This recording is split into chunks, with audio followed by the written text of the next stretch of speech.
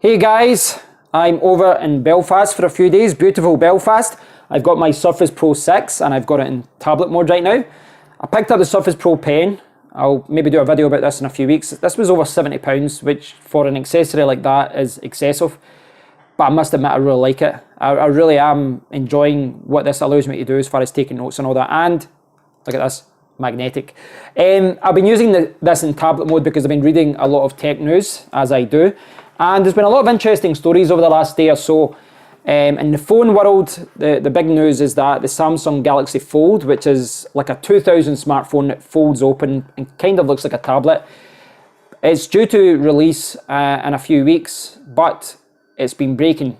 So Samsung sent out the Samsung Galaxy Fold to a lot of reviewers, and within about a day, the unit has been breaking. It's been like kind of cracking in the middle. So that's been on Twitter a lot. It's been on lots of news websites a lot. And if this is released to the general public, I can see a lot of people being angry at Samsung for that because they shouldn't release a product like that. But at the same time, I do like when companies like Samsung take risks and they don't just go down the tried and tested route of selling something successful. They're taking a little bit of a risk here, and I'm all for that because that's what, you know, pushes technology forward. The other thing in the news is in regards to gaming, and Sony have confirmed some details about the Sony PlayStation 5, which probably won't be out until next year or maybe even the next year. So yeah, you're talking 2020 or 2021. So that is going to be obviously anticipated. This is the successor to the PlayStation 4. I think everyone knows we're kind of towards the end of the life of the Sony PlayStation 4 and the Xbox One. But they have confirmed that the Sony PlayStation 5 will be backwards compatible with Sony PlayStation 4 games, which is good. And it will also work with existing Sony virtual reality units. So yeah, I think that's good as well. They have come out with some spec details, but I always take those with a pinch of salt because they normally change over time. But what I would like to talk about on the subject of gaming is Microsoft's announcement that they are releasing the Xbox One S digital version, because there is an Xbox One S already, but this version that's coming out in a few weeks is going to be all digital, i.e. there is no disc. You can't play discs in it. It's just a hard drive, and it allows you to connect to the Microsoft Store and download games there. Now, according to various websites, it's out on the 7th of May. It will cost £199 in the UK and about $249 in the USA. And it will come with Minecraft, Forza Horizon 3, Sea of Thieves pre-installed on the 1TB hard drive, and you'll get a discounted subscription to Xbox Game Pass, which, you know, gives you lots of games for a monthly fee.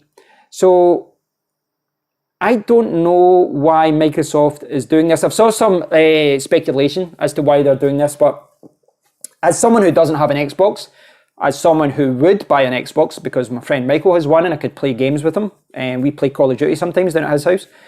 From a buyer's point of view, there doesn't seem to be any reason for me to buy it. At that price point, it is worth noting that the existing Xbox One S, which is, I'll post the specifications down below, but the existing Xbox One S is pretty much identical, apart from this new digital version doesn't have a disc drive. So the existing One S, which officially is supposed to be £50 cheaper or $50 cheaper, but when you search online for an Xbox One S, you can see Xbox One S being sold for £200, i.e. the price that this is going to be released at.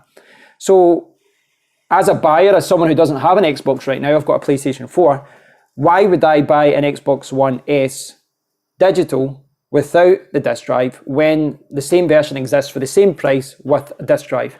Now, this isn't a subject that is, you know, not arisen before. This is something that has come up in the past. I think the most famous example is the PSP Go.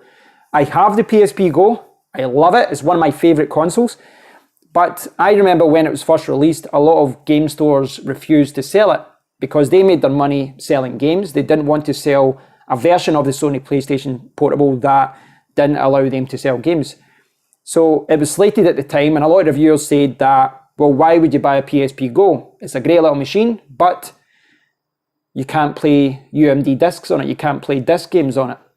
And I think if I remember back at the time, because I remember at the time I had a Sony PSP, and at the time, all of those arguments were sound because the PSP Go was released at a very high price point.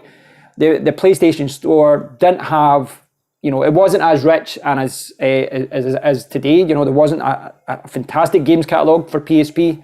Certainly every game available on disc or every movie available on disc wasn't available on the store. And I think those arguments were sound at the time. It was way overpriced, and it didn't allow you to play disc games. So fast forward today, it's a little bit different. I think more people are buying games online. There's a better selection of games online, and I think there is a bigger argument for an all digital console. But as someone who doesn't have an Xbox, why would I buy an all digital version of the One S when I can buy the exact same version which does have a disc drive? And because the Xbox One has been out for years, I could pick up lots of classic games for like under $5, under $10, absolute bargains of games, like classic games that I've just not, you know, had the time to play or not been able to play because it's on Xbox. And why would I do that? Why would I buy a console that has one less feature for the exact same price? Now, they are saying that Microsoft are effectively just testing the water with this to see, you know, how it's received, and maybe this will influence what they do for the successor to the Xbox One. And I saw someone talking about it as well, and they said that, you know, someone my age, I'm at the wrong side of 30 right now, but someone my age, I'm nearly 40. I grew up in an era where it was cartridges, it was discs, and to me that's normal. But someone 20, 30 years younger than me, there's bound to be a lot of people who game all the time who just don't care about discs, who would rather just download the game and have it from the hard drive so that they can switch games easier and all that. And it is worth noting that I think trends change over time. To me, I would always opt for the version with the disc drive so that I can download digital games, but I would still have the option to buy games on disc, older games especially, where the discounts and the price differences are quite significant. You know, I've seen this in the PlayStation Store where they'll say that a game is still £20 to buy, and then I'll check on Amazon and it's £10 new, and I'll check on CEX and it's £5 second hand. So why would you pay 4 times more to get the digital version? And if you buy an all digital version of the Xbox One S, then you're basically restricted to only playing digital games. So I can see the argument that from their point of view, they're testing the waters. And I do believe what that person was saying when they said that there's a new generation of people who don't care about discs. In fact, they would just prefer to have something digital. But I still can't help but feel that they've priced this too high. They have priced this too high. As someone who has a PlayStation 4 and my friend has an Xbox, if they had priced this like at £100, I would have just ordered it immediately. I would have ordered it, and then I would have downloaded Call of Duty and FIFA, etc., so that I can play with my friend. But at twice the price, it's a little bit harder to justify buying that version over the version that has the disc drive. Also, there's lots of second-hand consoles out there as well that I could pick up cheap as well. So a little bit of an interesting one from Microsoft. Maybe 6 months down the line, or maybe by Christmas, we'll see the One S being discounted to a very attractive price. But at the launch, I don't think they're launching at a price point that's going to attract anyone to buy it. And I realise they're throwing in a few games, and I realise they're throwing in a discount for the monthly pass, but I still couldn't recommend anyone buying an all digital version rather than the version that has the disc drive. Let me know what you think about this though, guys. I'd love to hear what you think about this. Maybe I'm from the older generation.